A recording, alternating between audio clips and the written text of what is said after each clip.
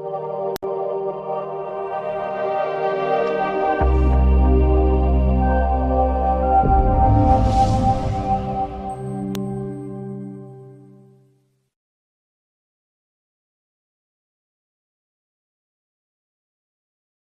Students, welcome to Sai study circle. ಇವತ್ತು ನಾವು income tax 1 ಅಲ್ಲಿ 5th ಸೆಮಿಸ್ಟರ್ ಬಿಕಾಮ್ಗೆ ಅಸೆಸ್ಮೆಂಟ್ ಇಯರ್ 2026-27, ಪ್ರೀವಿಯಸ್ ಇಯರ್ 25-26 ಈ ಒಂದು ಅಸೆಸ್ಮೆಂಟ್ ಇಯರ್ಗೆ ಯಾವ ರೀತಿ ನಾವು ಟ್ಯಾಕ್ಸ್ ಕ್ಯಾಲ್ಕುಲೇಟ್ ಮಾಡ್ತೀವಿ ನೋಡಿ. ನಮ್ಮ ಹತ್ರ 2 ಟ್ಯಾಕ್ಸ್ ಸಿಸ್ಟಮ್ಸ್ ಇದೆ. ಒಂದು ಓಲ್ಡ್ ಟ್ಯಾಕ್ಸ್ ರೆಜಿಮ್ ಅಂತ ಹೇಳಿ, ಇನ್ನೊಂದು ನ್ಯೂ ಟ್ಯಾಕ್ಸ್ ರೆಜಿಮ್ ಅಂತ ಹೇಳಿ. ನಾವು ಓಲ್ಡ್ ಟ್ಯಾಕ್ಸ್ ರೆಜಿಮ್ ತಗೋಬೇಕಾ, ನ್ಯೂ ಟ್ಯಾಕ್ಸ್ ರೆಜಿಮ್ ತಗೊಳ್ಬೇಕಾ ಅಂತ ಹೇಳಿ ನಾನು ಲಾಸ್ಟ್ ಅಲ್ಲಿ ಹೇಳ್ತೀನಿ. ಫಸ್ಟ್ ಓಲ್ಡ್ ಟ್ಯಾಕ್ಸ್ ರೆಜಿಮ್ ನಲ್ಲಿ ನಾವು ಯಾವ ರೀತಿ ಟ್ಯಾಕ್ಸ್ ಅನ್ನ ಕ್ಯಾಲ್ಕುಲೇಟ್ ಮಾಡೋದು ನಾನು ಹೇಳ್ತಾ ಇದ್ದೆ ನಿಮಗೆ. ಹೂ ಈಸ್ ಅನ್ ಅಸೆಸಿ ಅಂತ ಹೇಳಿದ್ದೆ. An assessee is a person who pay tax or any other sum of money to the income tax department.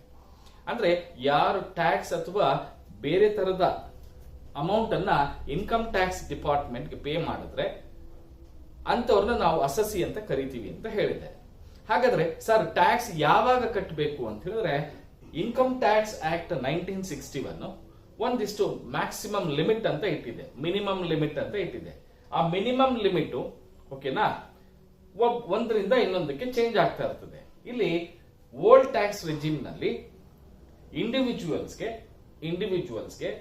HUF ಗೆ AOI ಗೆ ಅಂದ್ರೆ ಅಸೋಸಿಯೇಷನ್ ಆಫ್ ಇಂಡಿವಿಜುವಲ್ಸ್ಗೆ ಅವ್ರಿಗೆಲ್ಲರಿಗೂ ಕೂಡ ಒಂದೇ tax slab for the assessment year 26-27. ಇದರಲ್ಲಿ major ಆಗಿ 3 ತರದ ಸ್ಲ್ಯಾಬ್ ಅನ್ನ ಕೊಟ್ಟಿದ್ದಾರೆ. ಯಾರು ಅದು ಅಂತ ಹೇಳಿದ್ರೆ, first one for all individuals including male and female, male ಮತ್ತೆ ಫಿಮೇಲ್ ಇಬ್ರು ಸೇರ್ಕೊಂಡ್ರು, ಅವ್ರ ಏಜ್ 60ಕ್ಕಿಂತಲೂ ಕಡಿಮೆ ಇದ್ರೆ, 60 ಇಯರ್ಸ್ ಬಿಲೋ ಇದ್ರೆ ಅವ್ರಿಗೆ ಒಂದು ಸ್ಲ್ಯಾಬ್. ಸೀನಿಯರ್ ಸಿಟಿಜನ್ ಅಂದ್ರೆ ಅಬೋವ್ 60 ಇಯರ್ಸ್ ಇದ್ದು ಬಿಲೋ 80 ಇಯರ್ಸ್ ಇದ್ರೆ ಅವ್ರಿಗೊಂಥರ ಸ್ಲ್ಯಾಬ್. ಸೂಪರ್ ಸೀನಿಯರ್ ಸಿಟಿಜನ್ಸ್ ಆಗಿದ್ರೆ, ಮೋರ್ ದನ್ 80 ಇಯರ್ಸ್ ಆಗಿದ್ರೆ ಅವ್ರಿಗೊಂಥರ ಸ್ಲ್ಯಾಬ್ ಅನ್ನ ಫಾರ್ ದ ಅಸೆಸ್ಮೆಂಟ್ ಇಯರ್ 26-27 ಅಲ್ಲಿ ಬರುತ್ತೆ. ಹಾಗಾದ್ರೆ ನಾವು ಕ್ವಿಕ್ ಆಗಿ for all individuals below 60 years ಗಾದ್ರೆ ನಿಮ್ಮ ಟೋಟಲ್ ಇನ್ಕಮ್ ಅಂತ ಹೇಳಿದ್ರೆ ನಮ್ಗೆ ಆಲ್ 5 ಹೆಡ್ಸ್ ಆಫ್ ಇನ್ಕಮ್ ಏನಿದೆ ಅದನ್ನೆಲ್ಲ ಟೋಟಲ್ ಮಾಡಿ ಅದರಲ್ಲಿ ಎಲ್ಲ ಡಿಡಕ್ಷನ್ಸ್ ಮೈನಸ್ ಮಾಡಿ ಬಂದಿರೋ ಅಮೌಂಟ್ ಅನ್ನ ಟೋಟಲ್ ಇನ್ಕಮ್ ಅಥವಾ ಟ್ಯಾಕ್ಸಬಲ್ ಇನ್ಕಮ್ ಅಂತ ಹೇಳ್ತೀವಿ. ಆ ಟ್ಯಾಕ್ಸಬಲ್ ಇನ್ಕಮ್ ಒಬ್ಬ ಇಂಡಿವಿಜುವಲ್ಗೆ ಅಪ್ ಟು 2.5 ಲಕ್ಷ ರೂಪಾಯಿ, 2,50,000 rupees ಕಡಿಮೆ ಇದ್ರೆ ಅಥವಾ ಅಪ್ ಟು 2,50,000 ಇದ್ರೂ ಕೂಡ ₹1 ಟ್ಯಾಕ್ಸ್ ಕಟ್ಟೋ ಅವಶ್ಯಕತೆ ಬರೋದಿಲ್ಲ. ಆದ್ರೆ when your total income is more than 2,50,000 but less than 5 lakh rupees ಆಗಿದ್ದಾಗ ನೀವು 5% ಟ್ಯಾಕ್ಸ್ ಅನ್ನ ಕಟ್ಟಬೇಕಾಗುತ್ತೆ. 5% ಯಾವ ಅಮೌಂಟ್ ಮೇಲೆ ಕಟ್ಟಬೇಕಾಗುತ್ತೆ ಅಂದ್ರೆ ಈ 2,50,000 to 5 lakhs ಅಂತ ಏನಿದೆ ಆ ಡಿಫರೆನ್ಸ್ 2.5 ಲಕ್ಷದ ಮೇಲೆ 5% ಅನ್ನ ಕಟ್ಟಬೇಕಾಗುತ್ತೆ. ಹಾಗೆ ಥರ್ಡ್ ಸ್ಲ್ಯಾಬ್ ಬಂದು 5 lakhs to 10 lakhs ಅಂದ್ರೆ 5 lakhs ಗಿಂತಲೂ ಜಾಸ್ತಿ ಇತ್ತು, 10 lakhs ಗಿಂತಲೂ ಕಡಿಮೆ ಇದ್ರೆ 20% ಡಿಫರೆನ್ಸ್ 5 lakh rupees ಮೇಲೆ ಪೇ ಮಾಡಬೇಕಾಗುತ್ತೆ. ಇನ್ನ 4ನೇ slab, if your total income is more than 10 lakhs ಅಂದಾಗ you have to pay 30% of taxes. ಇದು ಯೂಶುವಲ್ ಆಗಿ ನಾವು for all individuals below 60 years ಆಗಿದ್ರೆ, ಈಗ above 60 years but below 80 years ಆದಾಗ ಅಂದ್ರೆ ರೆಸಿಡೆಂಟ್ ಬಟ್ ಸೀನಿಯರ್ ಸಿಟಿಜನ್ ಆಗಿದ್ರೆ ಇವ್ರಿಗೆ 2,50,000 ಬದಲು up to 3 lakh rupees no tax ಅಂದ್ರೆ 50,000 ರೂಪಾಯಿ ವಿನಾಯಿತಿ ಎಕ್ಸೆಂಪ್ಷನ್ ಕೊಟ್ಟಿದೀವಿ. 3 lakhs to 5 lakhs difference amount 2 lakhs ಮೇಲೆ 5% ಟ್ಯಾಕ್ಸ್ ಮಾಡ್ತೀವಿ. 5 lakhs to 10 lakhs difference 5 lakhs ಮೇಲೆ 20% ಚಾರ್ಜ್ ಮಾಡ್ತೀವಿ. ಮೋರ್ ದ್ಯಾನ್ 10 lakhs ಇದ್ದಾಗ 30% ಟ್ಯಾಕ್ಸ್ ಅನ್ನ ಚಾರ್ಜ್ ಮಾಡ್ತೀವಿ. ಇದು ಸೀನಿಯರ್ ಸಿಟಿಜನ್ಗೆ. ಅದೇ ಅಬೌವ್ 80 ಇಯರ್ಸ್ ಇದ್ದಾಗ, ಮೋರ್ ದ್ಯಾನ್ 80 ಇಯರ್ಸ್ ಇದ್ದಾಗ up to 5 lakh rupees ₹1 tax ಕಟ್ಟೋ ಇರಲ್ಲ, ಅವಶ್ಯಕತೆ ಬರಲ್ಲ. ಯಾಕಂದ್ರೆ more than 80 years super senior ಸಿಟಿಜನ್ಗೆ 5 ಲಕ್ಷದವರೆಗೂ ಎಕ್ಸಂಪ್ಷನ್ ಕೊಟ್ಟಿರ್ತೀವಿ. 5 lakhs ಇಂದ 10 lakhs ಅವ್ರಿಗೆ 20% ಬರುತ್ತೆ ಡಿಫರೆನ್ಸ್ ಆಫ್ 5 lakhs ಮೇಲೆ. ಇನ್ನ ಮೋರ್ ದ್ಯಾನ್ 10 lakhs ಇದ್ರೆ 30% ಬರುತ್ತೆ. ಇದು ಆಕ್ಚುಯಲ್ ಆಗಿ ನಮಗೆ ಅಸೆಸ್ಮೆಂಟ್ ಇಯರ್ 26-27 ಅಲ್ಲಿ ನಮಗೆ ಇಂಡಿವಿಜುವಲ್ಸ್ಗೆ, HUF ಗೆ ಹಾಗೆ ಅಸೋಸಿಯೇಷನ್ ಆಫ್ ಇಂಡಿವಿಜುವಲ್ಸ್ಗೆ ಇರ್ತಕ್ಕಂಥ ಸ್ಲ್ಯಾಬ್ ರೇಟ್ಸ್. ನಾವು ಈಗ ಒಂದು 2 ಪ್ರಾಬ್ಲಮ್ ನ ಕಲಿಯೋಣ. ಒಂದು 2 ಪ್ರಾಬ್ಲಮ್ಸ್ ನ ಯಾವ ರೀತಿ ಟ್ಯಾಕ್ಸ್ ಲಯಬಿಲಿಟಿಯನ್ನ ಕ್ಯಾಲ್ಕುಲೇಟ್ ಮಾಡೋದು ಅನ್ನೋದನ್ನ ನಾನು ನಿಮ್ಗೆ ಈ ವಿಡಿಯೋನಲ್ಲಿ ಹೇಳ್ಕೊಡ್ತೀನಿ. ಓಕೆ, ಈಗ ನಾನು ಕ್ವಶನ್ ಬಂದಿದ್ದೀನಿ. When the total income of an individual ಅಂದ್ರೆ ಬಿಲೋ 60 years ನೋಡೋಣ, ನಾರ್ಮಲ್ ಪೀಪಲ್ಗೆ ನೋಡೋಣ. ಬಿಲೋ 60 years ಟೋಟಲ್ ಇನ್ಕಮ್ 5,70,000 ಇದ್ದಾಗ ಯಾವ ರೀತಿ ಟ್ಯಾಕ್ಸ್ ಲಯಬಿಲಿಟಿನ ಕ್ಯಾಲ್ಕುಲೇಟ್ ಮಾಡೋದು. If the total income is more than 10 lakhs ಅಥವಾ 10,50,000 ಇದ್ದಾಗ ಯಾವ ರೀತಿ ಕ್ಯಾಲ್ಕುಲೇಟ್ ಮಾಡೋದು. ನೋಡಿ, ಟ್ಯಾಕ್ಸ್ ಲಯಬಿಲಿಟಿನ ಕ್ಯಾಲ್ಕುಲೇಟ್ ಮಾಡಬೇಕಾದ್ರೆ ಓಲ್ಡ್ ಟ್ಯಾಕ್ಸ್ ರಿಜಿಮ್ ಅಲ್ಲಿ ನಮಗೆ ಸ್ಲ್ಯಾಬ್ ಹಾಕೊಳ್ಳಿ, ಟೋಟಲ್ ಇನ್ಕಮ್ ಹಾಕೊಳ್ಳಿ, ಟ್ಯಾಕ್ಸ್ ರೇಟ್ ಹಾಕೊಳ್ಳಿ, ಹಾಗೆ ಟ್ಯಾಕ್ಸ್ ಲಯಬಿಲಿಟಿ ಅಂತ ಹಾಕೊಳ್ಳಿ. ಈ ತರ 1, 2, 3, 4 ಕಾಲಮ್ಸ್ ಹಾಕೊಳ್ತಾ ಇದ್ದೀನಿ. ಫಸ್ಟ್ ಸ್ಲ್ಯಾಬ್ ಅಲ್ಲಿ ನಮಗೆ ಟೋಟಲ್ ಇನ್ಕಮ್ 5,70,000 rupees ಇದೆ. ಕರೆಕ್ಟಾ?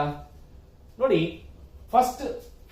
ಫಸ್ಟ್ ಸ್ಲ್ಯಾಬ್ ಅಲ್ಲಿ ನಮಗೆ ಅಪ್ ಟು 2,50,000 rupeesಗೆ ಯಾವುದೇ ಟ್ಯಾಕ್ಸ್ ಅಮೌಂಟ್ ಬರೋದಿಲ್ಲ. ಸೊ ಟ್ಯಾಕ್ಸ್ ಲಯಬಿಲಿಟಿ ಏನಾಗುತ್ತೆ? 0 ಆಗುತ್ತೆ, ನಿಲ್ ಆಗುತ್ತೆ.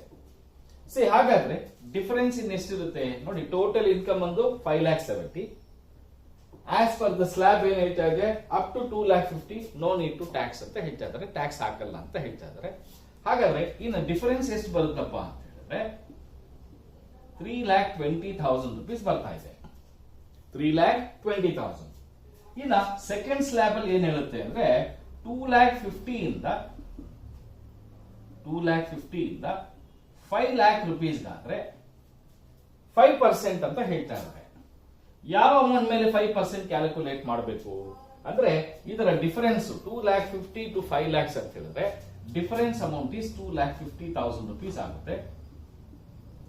ಸೊ ಹಾಗಾದ್ರೆ 2,50,000 ಮೇಲೆ 5%. ಸರ್, ಕ್ಯಾಲ್ಕುಲೇಟರ್ ಇಲ್ದಂಗೆ ಹೆಂಗ್ ಮಾಡೋದು? We are very easy. ನೋಡಿ, 2,50,000 ಮೇಲೆ 10% ಮಾಡಿದ್ರೆ 25,000 ಬರುತ್ತೆ. ಅದರಲ್ಲಿ ಅರ್ಧ ಆದ್ರೆ 12,500 ಬರುತ್ತೆ. ಓಕೆ, ಸೊ ಹಾಗಾದ್ರೆ ನಮ್ಗೆ ಸೆಕೆಂಡ್ ಸ್ಲ್ಯಾಬ್ ಆಯ್ತು. ಈಗ ಡಿಫರೆನ್ಸ್ ನೋಡೋಣ. 3,20,000 ಇತ್ತು, ಅದರಲ್ಲಿ 2,50,000 ಹೋದ್ರೆ ನಮಗೆ 70,000 ಬರ್ತಾ ಇದೆ. ಈಗ ಥರ್ಡ್ ಸ್ಲ್ಯಾಬ್ ಅಲ್ಲಿ ನಮಗೆ 5 lakhs ಇಂದ 10 lakhs ವರೆಗೂ 20% ಟ್ಯಾಕ್ಸ್ ಹಾಕ್ಬೇಕು. ಇಲ್ಲಿ ನಮಗೆ 10 lakhs ವರೆಗೂ ಇಲ್ಲ. ಹೋಗ್ಲಿ, ಎಷ್ಟಿದೆ ನಮಗೆ ಡಿಫರೆನ್ಸ್ ಅಂದ್ರೆ 70,000 ಇದೆ. ಈ 70,000 rupees ಮೇಲೆ ನಾವು 20% ಮಾಡಿದ್ರೆ ನಮಗೆ ಎಷ್ಟು ಬರುತ್ತೆ ಅಂತ ಹೇಳಿದ್ರೆ 14,000 rupees ಬರುತ್ತೆ.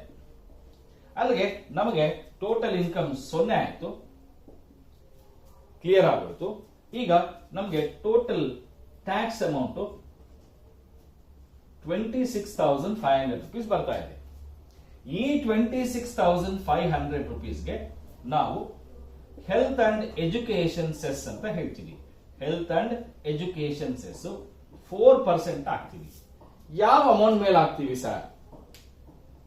ಹೆಲ್ತ್ ಅಂಡ್ ಎಜುಕೇಶನ್ ಸೆಸ್ ಯಾವಾಗ್ಲೂ ಅಷ್ಟೇ ಈ ಟೋಟಲ್ ಟ್ಯಾಕ್ಸ್ ಅಮೌಂಟ್ ಏನಿದೆ ಆ ಟ್ಯಾಕ್ಸ್ ಅಮೌಂಟ್ ಮೇಲೆ ನೋಡಿ, ಈ ಅಮೌಂಟ್ ಮೇಲೆ ಹಾಕ್ತೀವಿ. ಹಾಗಾದ್ರೆ 26,500 ಮೇಲೆ ನಮಗೆ 4% ಅಂದ್ರೆ 1,060 rupees ಬರ್ತಾ ಇದೆ. ಸೊ 1,060 rupees ಅನ್ನ ಇದಕ್ಕೆ ಆಡ್ ಮಾಡ್ತೀವಿ. ಆಡ್ ಮಾಡಿ ಬಂದಿರೋ ವ್ಯಾಲ್ಯೂ ಏನಿದೆ ಇದನ್ನ ನಾವು ಟ್ಯಾಕ್ಸ್ ಲಯಬಿಲಿಟಿ ಅಂತ ಕ್ಯಾಲ್ಕುಲೇಟ್ ಮಾಡ್ತೀವಿ. ಇದನ್ನ ಟ್ಯಾಕ್ಸ್ ಲಯಬಿಲಿಟಿ ಅಂತ ಹೇಳ್ತೀವಿ. ಇಷ್ಟು ಟ್ಯಾಕ್ಸ್ ಅನ್ನ ಒಬ್ಬ ಇಂಡಿವಿಜುವಲ್ ಕಟ್ಟಬೇಕಾಗುತ್ತೆ. ಇದು ಫಸ್ಟ್ ಎಕ್ಸಾಂಪಲ್ಗೆ ನಾವು ಕೊಟ್ಟಿರ್ತಕ್ಕಂಥ ಸೊಲ್ಯೂಷನ್ ಯಾವ ರೀತಿ ಕ್ಯಾಲ್ಕುಲೇಟ್ ಮಾಡೋದು ಅಂತ ಹೇಳಿ. ನೋಡಿ, ಈ ತರ ನೀಟಾಗಿ ರೂಲ್ಸ್ ಹಾಕೊಂಡ್ರೆ